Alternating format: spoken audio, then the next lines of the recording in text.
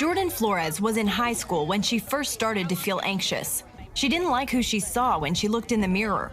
By college, anxiety became full-blown depression, fueled by what she saw on social media. I followed a lot of health and fitness accounts, and through that, they just are constantly feeding you what you're supposed to look like, what you're supposed to be like, how you're supposed to dress, all of those different things, what you're supposed to be eating. And I let that kind of control my own lifestyle. That resulted in an eating disorder. I hated myself at that point. And at the moment, I wouldn't have been able to recognize myself. Physically, I looked a little bit the same, but I wasn't happy. I was not able to connect with people. I had severe anxiety when it came to even going out to dinner with people. I wasn't able to do that anymore. Every part of my life revolved around my mental illness, and I was unable to actually see that. Millennials in Massachusetts have the highest rate of depression in the entire U.S., specifically millennial women. But why?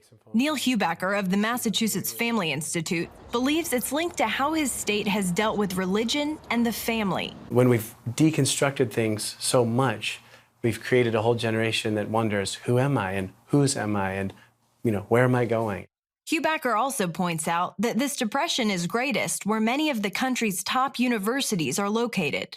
It seems like in our exaltation of the mind, or in our exaltation of the human, the self, at the expense of not worshiping God anymore. Think of Romans 1 and what Paul describes in Romans 1. In that, I think that there is something at work here. There's something spiritual at play. In dealing with this challenge, Boston area pastors also see generational factors at play. One is the desire or pressure to achieve more than their peers. While Pastor Adam Mabry sees it with his congregation, he first saw it in himself. In about late 2013, our church was growing quickly. We had a new baby that wasn't sleeping well. I had a house that I was remodeling, and a degree I was trying to finish. And up to that point, I'd always been able to just push past my problems with more achievement, put in a few more hours, and we'll get over them. I was not able to push past those problems, and I sort of hit a wall and went into a pretty deep depressive state for a while. Mabry knew he needed rest, but realized he had to first learn that discipline. That led him to write a book called The Art of Rest. One of the things that came out of that experience, and one of the things the Lord taught me, was that rest is how I experience joy in Him, not just doing things for Him, but stopping to be with Him. Millennials' need for success is exacerbated by the ability to follow their peers 24/7. Being able to see one another achieve things and see one another do or not doing things created this more intense achievement arms race.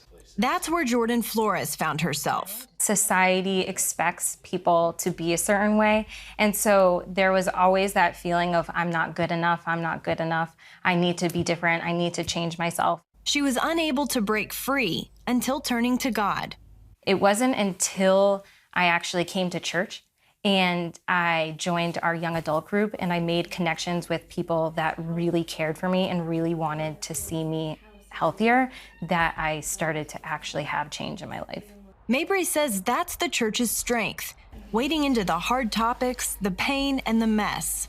The Christian church should be a hospital for sinners, and what unites us isn't that we're all great people and we look great. What unites us is that we're all in desperate need of God's grace and mercy. Jordan and her husband Marco now lead the youth group at Metro Church in Marlborough, Massachusetts. She says her depression fight opened a door to reach the upcoming generation, 70% of whom already say depression and anxiety is a huge problem. We can't get rid of technology. It is part of our life. It is part of our world. However, community can help kind of shape how we use our social media. It can shape how we interact with each other, how we're using it. And so I think that the key is being around people that are just going to be able to love on you and show you life. Caitlin Burke, CBN News, Boston, Massachusetts.